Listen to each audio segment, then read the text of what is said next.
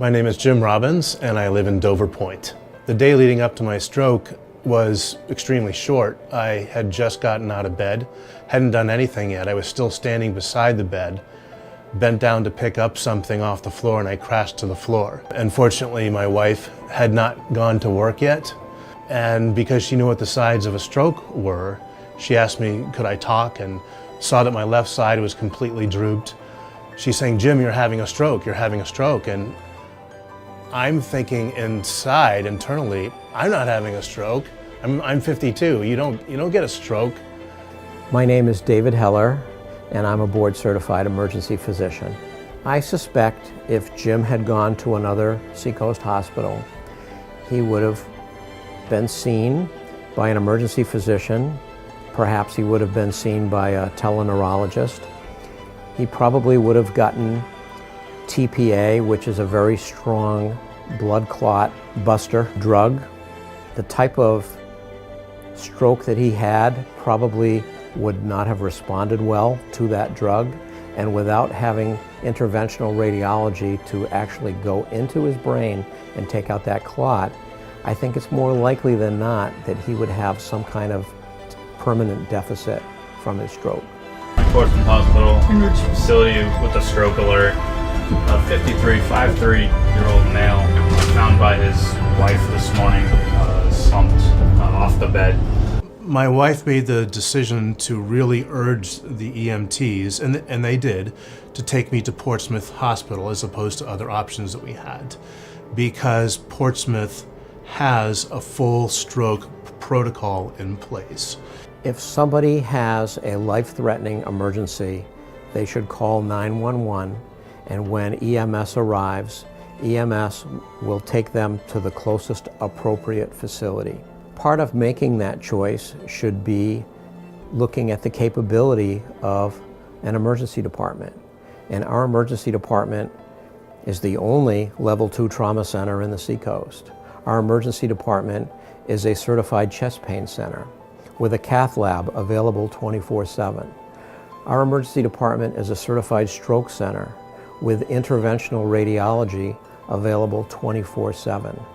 There's no other hospital in the Seacoast, or in the eastern half of New Hampshire for that matter, that has those capabilities, along with comprehensive backup such as cardiac surgery, neurosurgery, vascular surgery, and other specialties.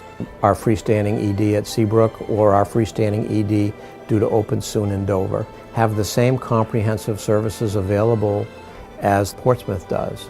The difference is that if a person needs to be admitted to a hospital as an inpatient and they're at a freestanding ED, they do need to be transferred either to Portsmouth Hospital or to another hospital of their choosing.